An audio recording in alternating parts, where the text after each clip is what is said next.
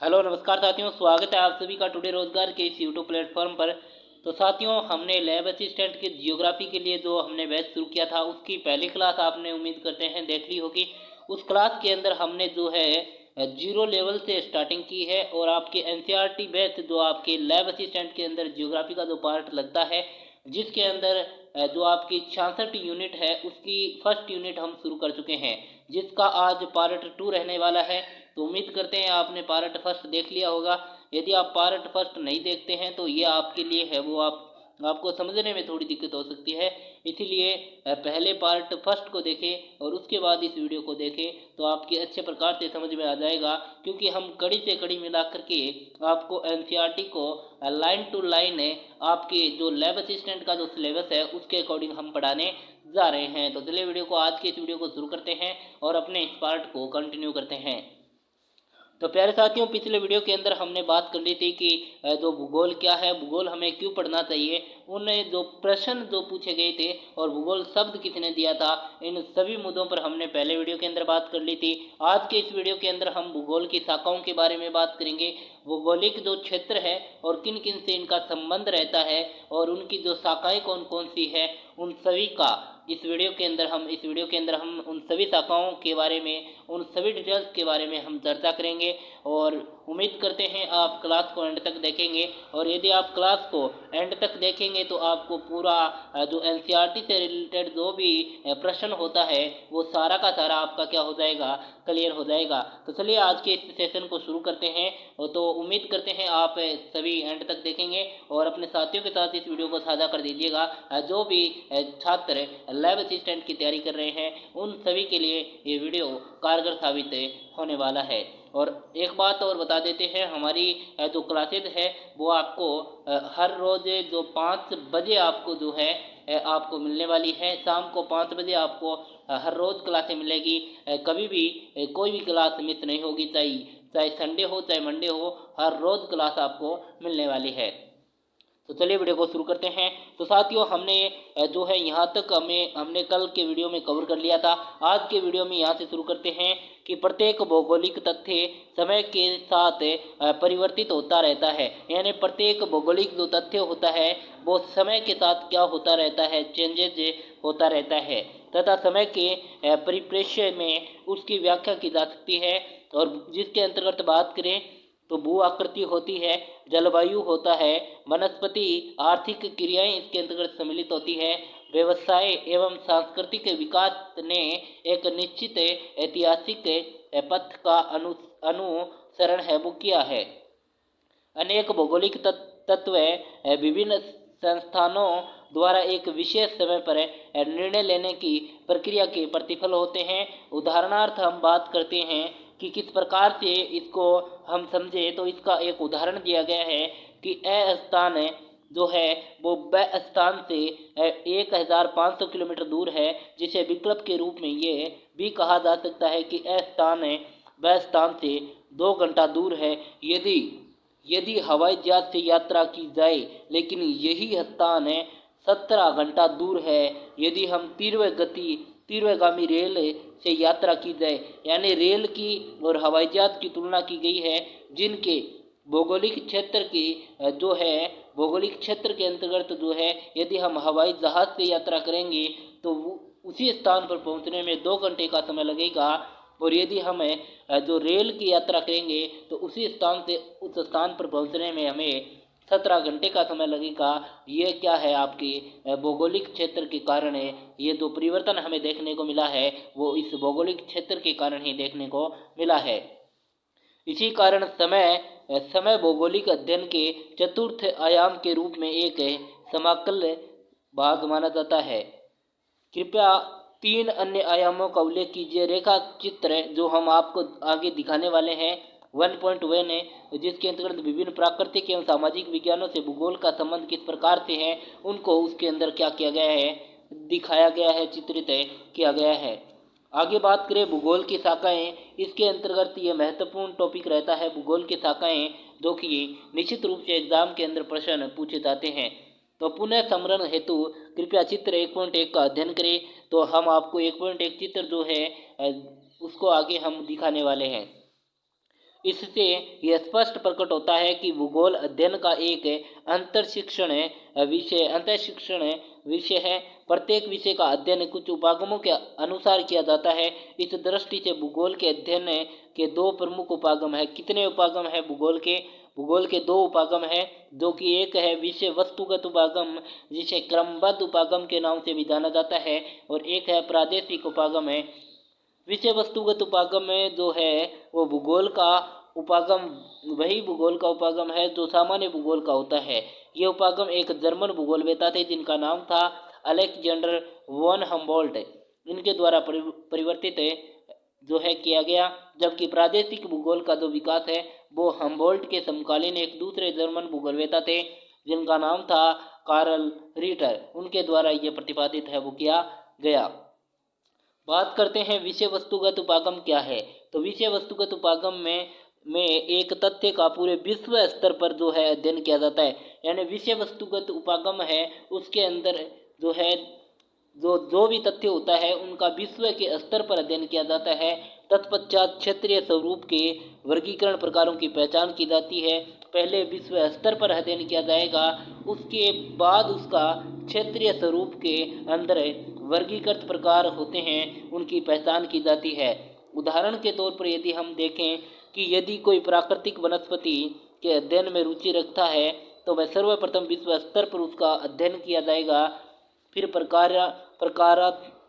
प्रकारात्मक वर्गीकरण जैसे विषुवतरेखीय सदाबहार वन, नरम लकड़ी वाले वन और कोणाधारी वन और अथवा मानसूनी वन इत्यादि की पहचान, उनका विवेचन तथा सीमांकन करना होगा।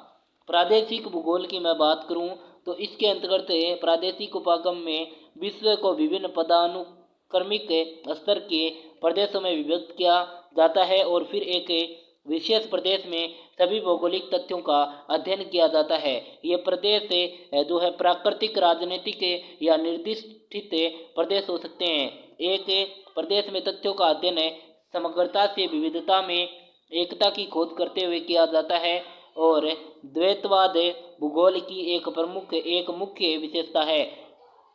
इसका प्रारंभ से ही विषय में परिवर्तन हो चुका था। द्वैतवाद अध्ययन में महत्व दिए जाने वाले पक्ष पर निर्भर करता है। पहले विद्वान भौतिक भूगोल पर बल देते थे, परंतु बाद में स्वीकारा गया कि मानव धरातल का समाकलित भाग है, वह प्रकृति का अनिवार्य अंग है। उसने सांस्कृतिक विकास के अध्ययन से भी योगदान दिया है। इस प्रकार मानवीय क्रियाओं पर बल देने के साथ साथ मानव भूगोल का विकास हुआ है। इस प्रकार से मानव भूगोल का क्या हुआ है? विकास हुआ है। आगे यहाँ पर हम बात करते हैं भूगोल के क्षेत्र की। भूगोल के क्षेत्र कौन कौन से हैं? तो यहाँ पर आप देख पा रहे होंगे कि जो मानव भूगोल है वो पारिस्थितिकी विज्ञान से संबंधित है, जो पर्यावरण भूगोल है वो पर्यावरण विज्ञान से संबंधित है, और जो सांस्कृतिक भूगोल है वो मानव शास्त्र से संबंधित है, और जो आपके भौगोलिक चिंतन है वो दर्शन शास्त्र से संबंधित है। प्राणी विज्ञान वो है प्राणी भूगोल से है। वनस्पति विज्ञान है पादप भूगोल से, और मृदा विज्ञान है वो मृदा भूगोल से संबंधित है। इसी प्रकार से जल विज्ञान समुद्र विज्ञान से संबंधित है। मौसम विज्ञान जलवायु विज्ञान से, और भू विज्ञान भू आकृतिक विज्ञान से संबंधित है। और सामाजिक भूगोल समाजशास्त्र से, ऐतिहासिक भूगोल इतिहास से, राजनीतिक भूगोल राजनीति शास्त्र से, और जनसंख्या भूगोल जनांकीकी से संबंधित है। और आपके जो है गणित खगोलिकी है वो आपके गणित एवं खगोलीय भूगोल से संबंधित है। और आर्थिक सांख्यिकी है वो भूगोल एवं परिणामात्मक प्रविधि से संबंधित है। अर्थशास्त्र आर्थिक भूगोल से, जनसंख्या जनांकीकी भूगोल से। इस प्रकार से भूगोल के क्षेत्र का जो विज्ञान है उनसे संबंधित है वो आपको यहाँ पर क्लियर हो गया होगा। यहाँ से भी कभी कभार प्रश्न पूछे जाते हैं। अब बात करते हैं भूगोल की शाखाएं विषय वस्तुगत या क्रमबद्ध उपागम के आधार पर कौन कौन सी है। तो भौतिक भूगोल की बात करें तो इसके अंतर्गत भू आकृति विज्ञान आती है। ये क्या होता है? ये भू आकृतियों, उनके क्रम विकास एवं संबंधित क्रियाओं का जो है अध्ययन करता है। और जलवायु विज्ञान की बात करें तो इसके अंतर्गत जलवायु मंडल की संरचना, मौसम तथा जलवायु के तत्व, जलवायु के प्रकार तथा जलवायु प्रदेश का अध्ययन है वो किया जाता है। जल विज्ञान की हम बात करें तो यह धरातल के जल परिमंडल जिसमें समुद्र, नदी, झील तथा अन्य जलाशय सम्मिलित है तथा उसका मानव सहित विभिन्न विभिन्न प्रकार के जीवों एवं उनके कार्यों पर प्रभाव का अध्ययन है। मृदा भूगोल की बात करें तो यह मिट्टी निर्माण की प्रक्रियाओं, मिट्टी के प्रकार, उनका उत्पादकता स्तर, वितरण एवं उपयोग आदि के अध्ययन से संबंधित है। यहाँ पर हम बात करते हैं भूगोल की शाखाएं क्रमबद्ध उपागम के आधार पर जो कौन कौन सी है। तो यहाँ पर हम भूगोल की शाखाओं की हम बात करें तो भौतिक भूगोल और मानव भूगोल की हम पहले बात करते हैं, उसके बाद दर्शन शास्त्र और विधि एवं तकनीकी की बात करेंगे। यहाँ पर आप देख पा रहे होंगे भौतिक भूगोल के अंतर्गत हम बात करें तो भौतिक भूगोल के अंतर्गत भूआकृति विज्ञान आती है, जलवायु विज्ञान आती है, जल विज्ञान और मृदा भूगोल इसके अंतर्गत आती है। और इसके बाद हम बात करते हैं मानव भूगोल की। मानव भूगोल के अंतर्गत आपके सामाजिक एवं सांस्कृतिक भूगोल, ऐतिहासिक और जनसंख्या एवं बस्ती, राजनीतिक और आर्थिक, ये सारे के सारे इसके अंतर्गत आते हैं। जनसंख्या एवं बस्ती के अंतर्गत बात करें तो ग्रामीण और नगरीय इसके अंतर्गत क्या होते हैं, शामिल होते हैं। बात करें आर्थिक भूगोल के अंतर्गत कौन कौन से आते हैं, इसके अंदर कृषि आती है, औद्योगिक आता है, पर्यटन आता है, व्यापार एवं परिवहन, अवसंरचना और आपके सेवाएं इसके अंतर क्या होती है, शामिल होती है। उसके बाद इन दोनों के अंतरापृष्ठ से जिस भूगोल का निर्माण होता है वो जीव भूगोल कहलाता है। मानव भूगोल और भौतिक भूगोल के अंतरापृष्ठ से और इनकी शाखाएं जो बनती है वो है पारिस्थितिकी, पादप भूगोल, पर्यावरण भूगोल और प्राणी भूगोल। ये जो है जो आपके मानव भूगोल और भौतिक भूगोल के अंतरापृष्ठ से जिस जीव भूगोल का निर्माण होता है उनकी इन चार शाखाओं का निर्माण होता है। उसके बाद हम बात करते हैं सिद्धांत या दर्शन शास्त्र की। इसके अंतर्गत दो शाखाएं होती है, भौगोलिक चिंतन और दूसरी होती है मानव पारिस्थितिकी या जिसे भू एवं मानव पारस्परिक क्रिया भी कहते हैं। विधि एवं तकनीक की हम बात करें जिसके अंतर्गत मानचित्रकला और मात्रात्मक तकनीक, क्षेत्रीय प्रवेशण विधि और भू सूचना, जिसके अंदर भू सूचना के अंतर्गत आपके GIS जिसकी हम आगे डिटेल से बात करने वाले हैं, GPS की भी डिटेल से बात करेंगे, LIS की भी डिटेल से आगे बात करने वाले हैं। ये आपके मानव भूगोल की जो शाखाएं हैं क्रमबद्ध उपागम के आधार पर उसकी हम बात कर चुके हैं, जिसको हम डिटेल से आपको यहाँ पर बता चुके हैं। अब आगे बढ़ते हैं मानव भूगोल की तरफ। मानव भूगोल की हम बात करें पहले साथियों तो मानव भूगोल के अंतर्गत सामाजिक या सांस्कृतिक भूगोल आती है। तो इसके अंतर्गत समाज तथा इसकी स्थानिक, प्रादेशिक, गत्यात्मक एवं समाज के योगदान से निर्मित सांस्कृतिक तत्वों का अध्ययन है वो किया जाता है। जनसंख्या एवं अधिवास भूगोल की हम बात करें तो यह ग्रामीण तथा नगरीय क्षेत्रों में जनसंख्या वृद्धि, उसका वितरण, घनत्व, लिंग अनुपात, प्रवास एवं व्यावसायिक संरचना आदि का अध्ययन है वो इसके अंतर्गत करता है। जबकि अधिवास भूगोल में ग्रामीण तथा नगरीय अधिवासों के वितरण, प्रारूप तथा अन्य विशेषताओं का अध्ययन है वो किया जाता है। आर्थिक भूगोल की हम बात करें पहले साथियों तो यह मानव की आर्थिक क्रियाओं जैसे कृषि, उद्योग, पर्यटन, व्यापार एवं परिवहन, अवस्थापना, तत्व एवं सेवाओं का अध्ययन है वो किया जाता है। ऐतिहासिक भूगोल की बात करें तो यह उन ऐतिहासिक प्रक्रियाओं का अध्ययन करता है जो क्षेत्र को संगठित करती है। प्रत्येक प्रदेश वर्तमान स्थिति में आने के पूर्व ऐतिहासिक अनुभवों से गुजरता है। भौगोलिक तत्वों में भी सामयिक परिवर्तन होते रहते हैं और इसी की व्याख्या ऐतिहासिक भूगोल का ध्येय है। राजनीतिक भूगोल की हम बात करें तो ये क्षेत्र को राजनीतिक घटनाओं की दृष्टि से देखता है एवं सीमाओं, निकटस्थ पड़ोसी इकाइयों की मध्य भूवैन्यासिक संबंध, निर्वाचन क्षेत्र का परिसीमन एवं चुनाव परिदृश्य का विश्लेषण करता है। साथ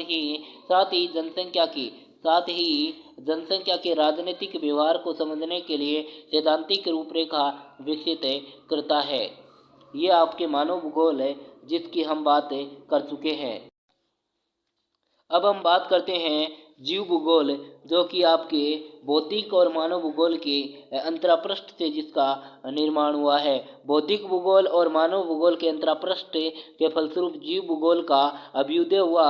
इसके अंतर्गत निम्नलिखित शाखाएं सम्मिलित की जाती है, जिसके अंतर्गत हम बात करें प्यारे साथियों जीव भूगोल है। इसमें पशुओं एवं उनके निवास क्षेत्र के स्थानिक स्वरूप एवं भौगोलिक विशेषताओं का अध्ययन किया जाता है। और वनस्पति भूगोल की बात करें तो यह प्राकृतिक वनस्पति उसके निवास क्षेत्र में स्थानिक प्रारूप का अध्ययन करता है। पारिस्थितिकी विज्ञान, इसमें प्रजातियों के निवास स्थिति क्षेत्र का जो है वैज्ञानिक अध्ययन है, इसके अंतर्गत किया जाता है। और पर्यावरण भूगोल की हम बात करें तो पर्यावरण भूगोल के अंदर संपूर्ण विश्व में पर्यावरणीय प्रतिबोधन के फलस्वरूप पर्यावरणीय समस्याओं जैसे भूमि ह्रास, प्रदूषण, संरक्षण की चिंता आदि का अनुभव किया गया, जिसके अध्ययन हेतु इस शाखा का क्या हुआ, विकास हुआ है। प्रादेशिक उपागम पर आधारित भूगोल की शाखाओं की हम बात करें, इन शाखाओं की बात करें तो बृहद, मध्यम और लघु स्तरीय प्रादेशिक क्षेत्रीय अध्ययन है। ग्रामीण इलाका नियोजन तथा शहर एवं नगर नियोजन सहित प्रादेशिक नियोजन है। और प्रादेशिक विकास है और प्रादेशिक विवेचन विश्लेषण दो ऐसे पक्ष है जो कि सभी विषयों के लिए क्या है, उभयनिष्ठ या सर्वनिष्ठ हम कह सकते हैं। दर्शन की हम बात करें तो भौगोलिक चिंतन और भूमि एवं मानव अंतर प्रक्रिया, मानव पारिस्थितिकी इसके अंतर्गत शामिल है। अब बात करते हैं भूगोल की शाखाएं जो कि प्रादेशिक उपागम के आधार पर यहाँ पर दर्शाई गई है। इसके अंतर्गत प्रादेशिक अध्ययन, क्षेत्रीय अध्ययन भी इसको कहते हैं। और उसके बाद प्रादेशिक विकास भी है और प्रादेशिक विश्लेषण है और प्रादेशिक योजना। प्रादेशिक अध्ययन जिसे क्षेत्रीय अध्ययन कहते हैं, इसके अंतर्गत 3 शाखाएं सम्मिलित है। स्थूल प्रादेशिक अध्ययन है, मध्य प्रादेशिक अध्ययन है और आपके सूक्ष्म प्रादेशिक अध्ययन है। और प्रादेशिक योजना के अंतर्गत देश ग्रामीण योजना और शहरी योजना इसके अंतर्गत क्या होती है, शामिल होती है। बात करें विधि तंत्र एवं तकनीक, जिसके अंतर्गत सामान्य एवं संगणक आधारित मानचित्र चित्रण होता है। परिमाणात्मक तकनीक, सांख्यिकी तकनीक है, क्षेत्र सर्वेक्षण विधियां, भू सूचना विज्ञान तकनीक है जैसे दूर संवेदन तकनीक है, भौगोलिक जिसे सूचना तंत्र GIS है, वैश्विक स्थिति तंत्र GPS इसके अंतर्गत शामिल होते हैं।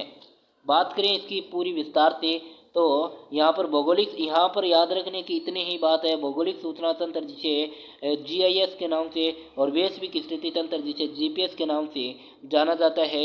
यहाँ पर आप बिल्कुल ये सही स्थिति को ज्ञात करने के लिए होता है। यहाँ पर इतना आप ध्यान से रख लीजिएगा, ध्यान में रख लीजिएगा। भौतिक भूगोल इसका महत्व है।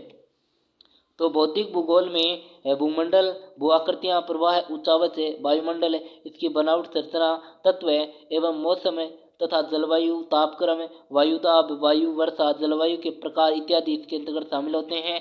जलमंडल की बात करें तो समुद्र, सागर, झीलें जल परिमंडल से समृद्ध तत्व है। जैवमंडल की बात करें तो जीव के स्वरूप, मानव तथा बृहद जीव एवं उनके पोषण प्रक्रम जैसे खाद्य श्रृंखला, पारिस्थितिकी प्राचल एवं पारिस्थितिकी संतुलन का अध्ययन है वो किया जाता है। तो यहाँ पर आप इतना ही ध्यान से रख लीजिएगा। बाकी यहाँ पर बात करें कि भारत में मानसूनी वर्षा जो है कृषि आवर्तन प्रणाली को गति प्रदान करती है और वर्षा भूमिगत जल धारक पर स्तर को जो पुनर्व्यवस्थित कर कृषि एवं घरेलू कार्यों के लिए जल की उपलब्धता जो संभव बनाती है। भारत ने समुद्री तल से मैग्नीज पिंड जिसे नोड्यूल से एकत्रित करने की तकनीक कहा जाता है विकसित कर ली है। मृदा एक नवीनीकरण पुनः स्थापनीय संसाधन है जो अनेक आर्थिक क्रियाओं जैसे कृषि को प्रभावित करती है। मिट्टी की उर्वरता प्रकृति से निर्धारित तथा संस्कृति से प्रेरित होती है और मृदा पौधों पशुओं एवं सूक्ष्म जीवाणुओं के धारक जीवमंडल के लिए आधार प्रदान है वो करती है। बात करें भौतिक भूगोल प्राकृतिक संसाधनों के मूल्यांकन एवं प्रबंधन से संबंधित विषय के रूप में विकसित हो रहा है। इस उद्देश्य की पूर्ति हेतु भौतिक पर्यावरण एवं मानव के मध्य संबंधों को समझना आवश्यक है। यहाँ पर जो है सतत विकास, जो निरंतर जो विकास है वो सतत विकास है, और भूगोल के महत्व को रेखांकित यहाँ पर क्या है वो किया गया है। यहाँ पर हम बात करें भूगोल क्या है, तो भूगोल का उद्देश्य धरातल की प्रादेशिक और क्षेत्रीय भिन्नता का वर्णन एवं व्याख्या करना है। ये रिचर्ड हार्टसॉन ने कहा था। भूगोल धरातल के विभिन्न भागों में कारणात्मक रूप से संबंधित तथ्यों में भिन्नता का अध्ययन करता है। ये अल्फ्रेड हेटनर ने कहा था। ये जो आपके भूगोल क्या है इसके अंतर्गत बात करें तो भूगोल क्या है इसके अंतर्गत बात करें तो भूगोल का उद्देश्य धरातल की प्रादेशिक और क्षेत्रीय भिन्नता का वर्णन एवं व्याख्या करना, ये रिचर्ड हार्टसॉन ने कहा था। और जबकि भूगोल धरातल के विभिन्न भागों में कारणात्मक रूप से संबंधित तथ्यों से में भिन्नता का अध्ययन करता है, ये अल्फ्रेड हेटनर ने कहा था। ये परिभाषा भी कभी कभार एग्जाम के अंदर पूछी जाती है, जो कि मोस्ट इम्पोर्टेंट रहती है। तो उम्मीद करते हैं इस चैप्टर को हमने क्लियर किया है आपके एनसीईआरटी को। अब हम जो इसके एमसीक्यू होंगे वो भी हम करने का प्रयास करेंगे, और इसके वन लाइनर जो कि लगभग आपके 40 से प्लस रहने वाले हैं वो भी आगे की वीडियो के अंदर हम करने वाले हैं। तो आज के लिए गाइस जितना ही, मिलते हैं अन्य वीडियो में अन्य जो इस टॉपिक के जो एमसीक्यू है या फिर वन लाइनर के साथ ही मिलेंगे। तो आज के लिए इतना ही, मिलते हैं अन्य वीडियो में। तब तक के लिए जय हिंद, जय भारत।